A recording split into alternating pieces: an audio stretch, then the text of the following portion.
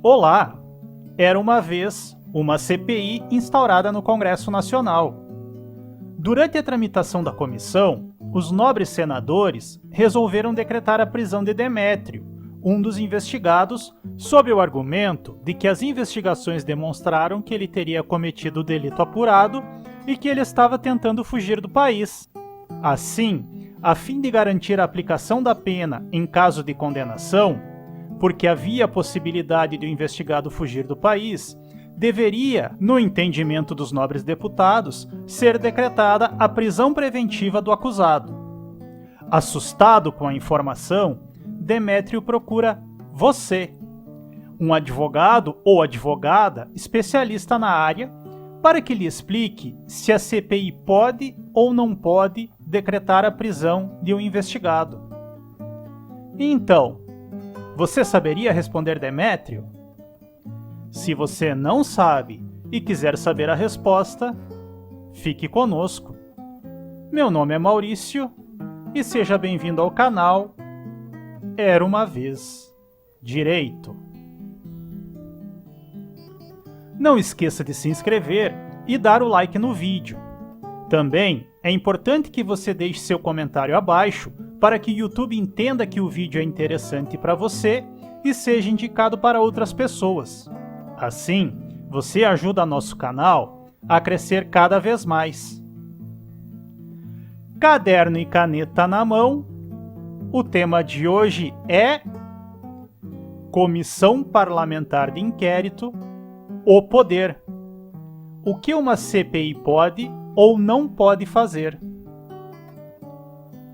Então, vamos ao tema? Como vimos no primeiro vídeo, os requisitos para se instaurar uma CPI são requerimento de pelo menos 1/3 dos membros da casa em que ela será criada, ter por objeto um fato determinado e ter prazo determinado de funcionamento. Mas quais são os poderes de uma CPI? Ou seja, o que ela pode ou não pode fazer durante a investigação? Vamos descobrir agora.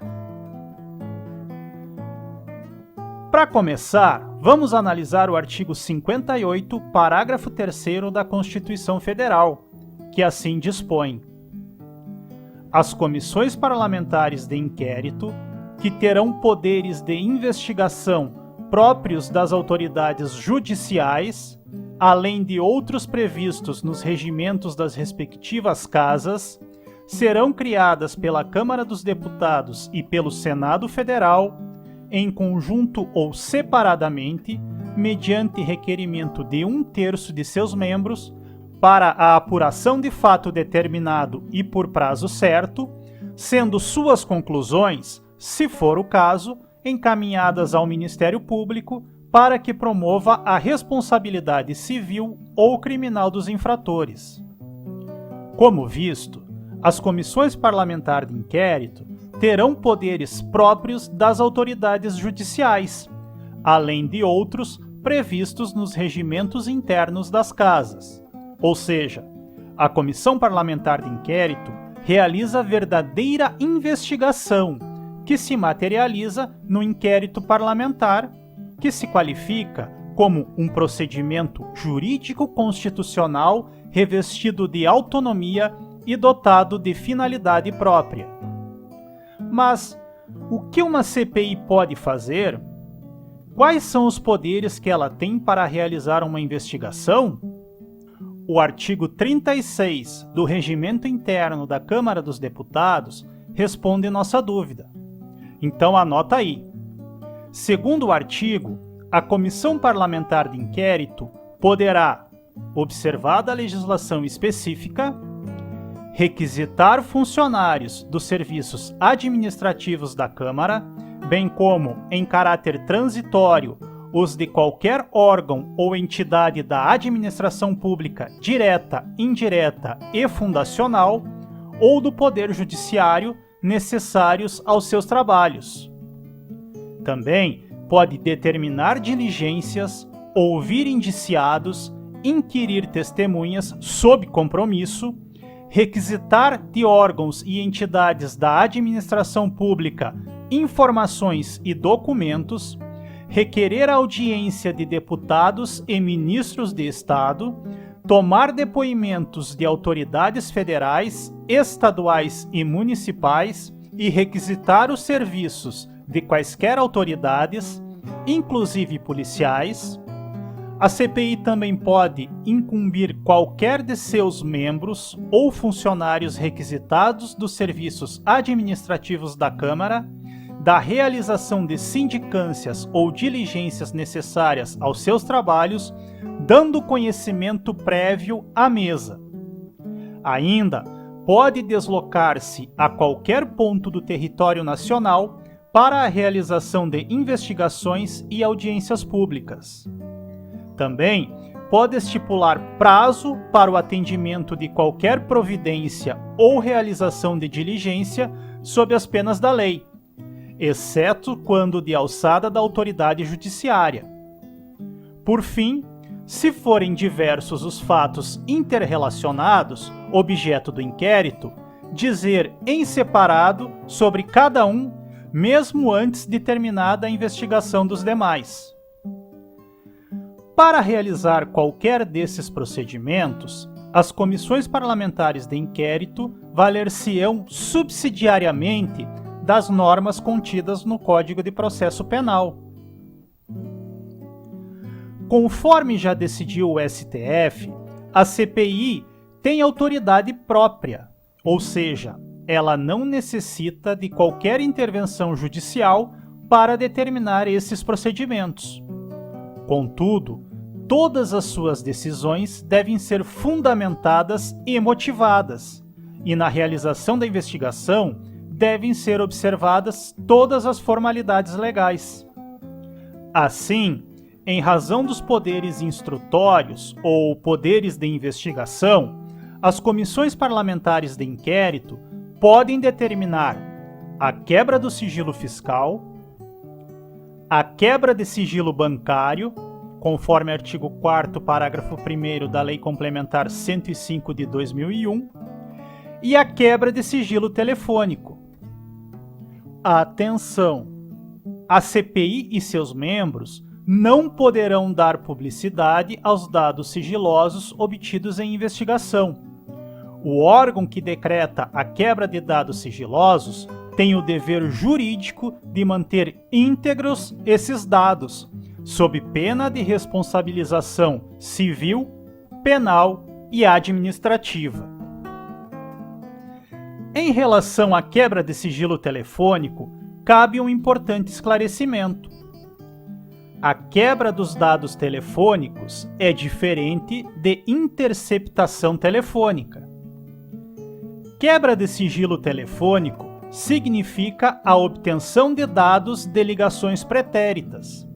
Não possui o conteúdo da suposta conversa, apenas os registros da ligação.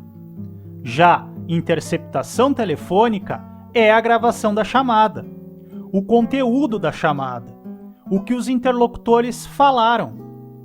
Ressalta-se que a CPI só tem poderes para determinar a quebra de sigilo telefônico, jamais a interceptação telefônica.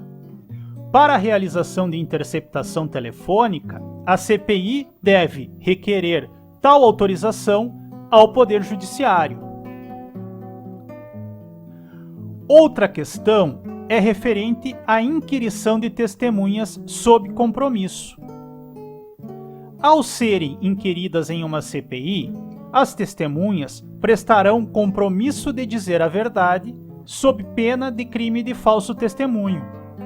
Mas as testemunhas terão que responder sobre tudo o que for perguntado? Em regra, as testemunhas têm o dever de prestar esclarecimento sobre tudo o que lhe for perguntado. Contudo, poderão exercer o direito ao silêncio quando estiverem diante de questionamentos que possam levar à autoincriminação, ou quando devam guardar sigilo em razão de função, ministério, ofício ou profissão, salvo se desobrigadas pela parte interessada, quiserem dar o seu testemunho. E a testemunha pode se recusar injustificadamente a comparecer a uma CPI? A resposta é não. Nesses casos, ela será conduzida à força. Isso mesmo, é a chamada condução coercitiva. Mas, caso essa testemunha seja um ministro de Estado, ministro da Saúde, ministro da Economia, por exemplo, nesse caso, ele pode se recusar a comparecer à CPI? A resposta também é não. E caso ele se recuse a comparecer à CPI? Neste caso, ele incorrerá em crime de responsabilidade, nos termos do artigo 50 da Constituição Federal. Mas, além da inquirição de testemunhas, a CPI pode também ouvir os investigados ou os indiciados. E aqui há algumas particularidades em relação às testemunhas. Os investigados têm o direito de se manter em silêncio, ou seja, poderão deixar de responder qualquer pergunta. Ainda, o investigado, ao contrário da testemunha, não presta compromisso de dizer a verdade e não incorre em crime de falso testemunho, justamente por não ser testemunhas. O investigado também não pode sofrer condução coercitiva para ser submetido à força ao interrogatório, conforme foi decidido pelo STF nas arguições de descumprimento de preceito fundamental números 395 e 444. Nessas ações, o STF decidiu declarar a incompatibilidade com a Constituição Federal da condução coercitiva dos réus ou de investigados para interrogatório. O descumprimento dessa determinação de proibição de condução coercitiva dos réus ou investigados poderá ocasionar a responsabilidade disciplinar, civil e penal do agente ou autoridade que praticar o ato e ser considerada ilícita a prova obtida, sem prejuízo da responsabilidade civil do Estado. Importante destacar que a decisão que proibiu a condução coercitiva do réu ou investigado analisou apenas a referida conduta para fins de interrogatório e não para outras situações de condução coercitiva, como no caso de testemunhas, como já dissemos, investigados ou réus para atos diversos do interrogatório, como, por exemplo, o reconhecimento, que continuam sendo admitidas a referida condução coercitiva. Não se pode esquecer que a Lei 13.869, de 2019, a famosa Lei de Abuso de Autoridade, tipifica como crime a conduta de decretar a condução coercitiva de testemunha ou investigado manifestamente descabida ou sem prévia intimação de comparecimento ao juízo, prevendo uma pena de detenção de 1 a 4 anos e multa para quem incorrer nesse crime. E como fica a situação da esposa do investigado? Vimos que o investigado tem direito ao silêncio. Mas a esposa poderia silenciar em perguntas que venham a incriminar o seu marido? Essa situação foi analisada pelo STF quando da criação da CPMI dos Correios. Neste caso, era uma comissão parlamentar mista de inquérito, que é criada pela Câmara dos Deputados junto com o Senado Federal. Neste habeas corpus, o STF decidiu que a esposa do investigado deve atender à convocação da CPMI, nos dias e horários marcados, mas não é obrigada a assinar o compromisso de dizer a verdade. No entanto, ela deverá responder a todas as perguntas que lhe forem formuladas. Neste julgamento, o então ministro Nelson Jobim observou que, de acordo com o Código de Processo Penal, nos seus artigos 203, 206 e 208, a testemunha não pode se eximir da obrigação de depor, mas, sendo cônjuge de um dos investigados, não é obrigada a firmar o compromisso de dizer a verdade. E os advogados? Como ficam na CPI? Bem, a CPI deve permitir a presença de advogados, exercendo a defesa técnica com todas as prerrogativas asseguradas no Estatuto da Advocacia. Afinal, conforme determina a Constituição Federal, o advogado é indispensável à administração da justiça, sendo inviolável por seus atos e manifestações no exercício da profissão, nos limites da lei. Essa questão veremos novamente mais tarde. Entendido até aqui, vamos seguir então. Vimos até agora o que a CPI pode fazer no exercício da investigação, mas existem poderes que não fazem parte das CPIs, ou seja, existem atos de investigação que a CPI não poderá praticar sem autorização do Poder Judiciário? A resposta é sim. Esses poderes, exclusivos do Poder Judiciário, são chamados de postulados de reserva constitucional de jurisdição. Conforme ensinou o ex-ministro do STF, Celso de Mello, o postulado da reserva constitucional de jurisdição importa em submeter à esfera única de decisão dos magistrados a prática de atos cuja realização, por efeito de explícita determinação constante no próprio texto da Carta Política, somente pode emanar do juiz, e não de terceiros, inclusive aqueles a quem se haja eventualmente atribuído o exercício de poderes de investigação próprios das autoridades judiciais. Isso significa dizer que a CPI não poderá praticar determinados atos de jurisdição atribuídos exclusivamente ao Poder Judiciário. Mas quais são esses atos? Vamos estudar agora, a começar pela diligência de busca domiciliar. Nos termos do artigo 5º, inciso 11 da Constituição Federal, a casa é asilo inviolável do indivíduo, ninguém nela podendo penetrar sem o consentimento do morador, salvo em caso de flagrante delito ou desastre, ou para prestar socorro, ou durante o dia por determinação judicial. Como dispõe o artigo, o ingresso na casa somente será permitido com o consentimento do morador. Sem o consentimento do morador, somente nos casos de flagrante delito, desastre ou para prestar socorro, durante o dia ou à noite. Ausente essas situações, só é permitido o ingresso sem o consentimento do morador durante o dia e por determinação judicial. Assim, a CPI não pode tomar para si a competência que é reservada ao Poder Judiciário. Uma questão que já vimos anteriormente, mas é importante ressaltar, é a quebra do sigilo das comunicações telefônicas, ou seja, as interceptações telefônicas.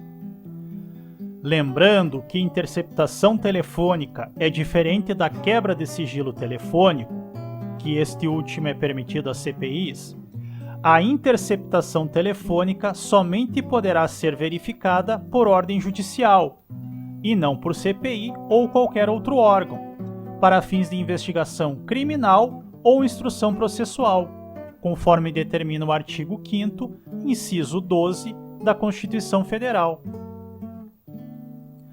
Outro ato que a CPI não tem poder para praticar é a ordem de prisão, salvo nos casos de flagrante delito, conforme determina o artigo 5º, inciso 61, que determina que ninguém será preso senão em flagrante delito ou por ordem escrita e fundamentada de autoridade judiciária competente, e não por CPI, salvo nos casos de transgressão militar ou crime propriamente militar definidos em lei.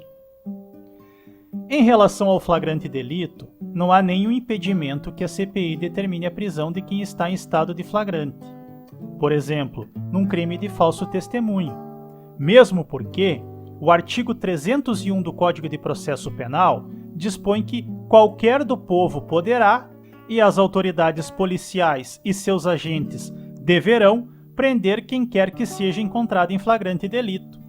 Assim, se qualquer do povo pode prender em flagrante, as CPIs também. Mas, para fixar bem, não estando em flagrante delito, a CPI está impedida de determinar a prisão de alguém. Caso entenda a necessidade de se prender algum indivíduo que não esteja em flagrante, a CPI deve postular o pedido ao Poder Judiciário. A CPI também não tem o poder de determinar as denominadas medidas assecuratórias pertinentes à eficácia de eventual sentença condenatória. Medidas assecuratórias são aquelas descritas nos artigos 125 a 144-A do Código de Processo Penal, ou seja, sequestro de bens, arresto de bens e hipoteca legal.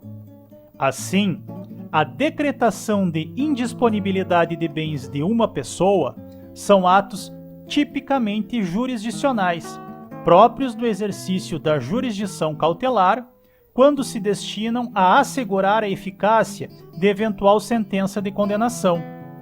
Deste modo, estes atos não possuem relação com os poderes da CPI, que são apenas de investigação.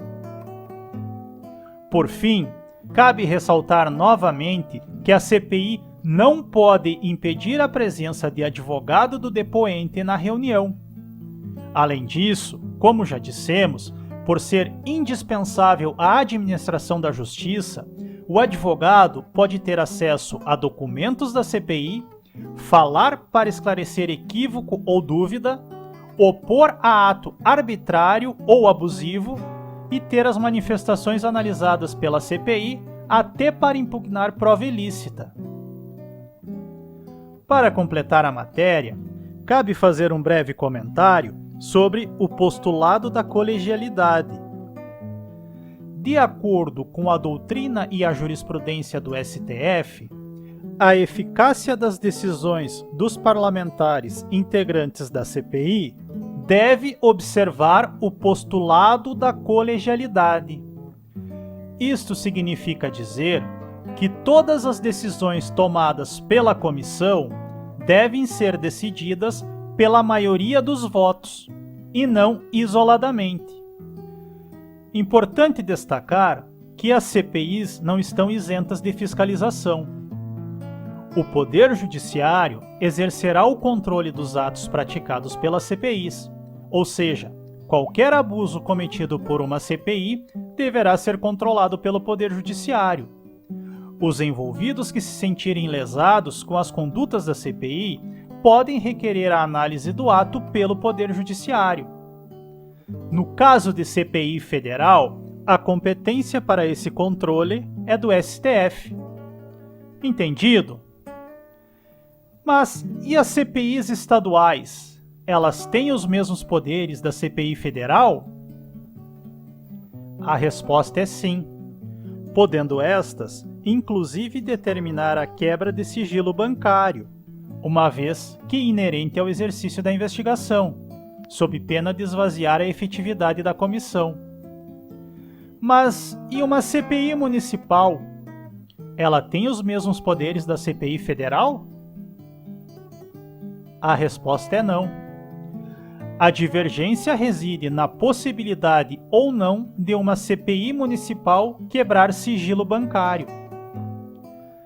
O ministro Joaquim Barbosa, em voto proferido na ação civil originária do STF, número 730, lembrou que essa transferência de poderes jurisdicionais não se pode dar no âmbito do município, exatamente porque o município não dispõe de jurisdição e nem de poder jurisdicional a transferir, na área da CPI, do Judiciário ao Legislativo. Isto significa que os municípios não possuem os mesmos poderes dos estados, não possuindo, por exemplo, poder judiciário, que é somente federal ou estadual. Assim, se não há poder judiciário, não se pode falar em poderes próprios das autoridades judiciais em nível municipal. Entendido? E você? Conseguiu ajudar na questão de Demétrio? Se você conseguiu, parabéns! Se não conseguiu, vamos à resposta. Como vimos, a CPI não tem poderes para decretar a prisão de ninguém, salvo se o sujeito estiver em flagrante delito. No nosso caso, Demétrio não estava em flagrante delito, mesmo porque a justificativa da prisão era um motivo cautelar, ou seja, evitar que ele fugisse do país. Assim, a CPI não poderá decretar a prisão preventiva de Demétrio. Mas existe alguma medida legal que a CPI poderá tomar para evitar a fuga? A resposta é sim. Poderá, no caso, requerer a prisão do investigado ao Poder Judiciário, o qual, analisando a situação e a pertinência da prisão, poderá ou não decretar. Entendido? E com isso, encerramos nosso vídeo sobre Comissão Parlamentar de Inquérito, o poder, o que uma CPI pode ou não pode fazer. Espero que você tenha gostado e que realmente tenha te ajudado a saber mais sobre esse assunto. Não perca nossos próximos vídeos e siga acompanhando o nosso canal. Agradeço muito sua companhia e desejo muito sucesso em sua vida. Peço que ative o sininho para receber nossas atualizações, deixe seu comentário abaixo, que é muito importante para nós, e compartilhe o vídeo. Afinal, estamos compartilhando conhecimento. Bons estudos e até mais!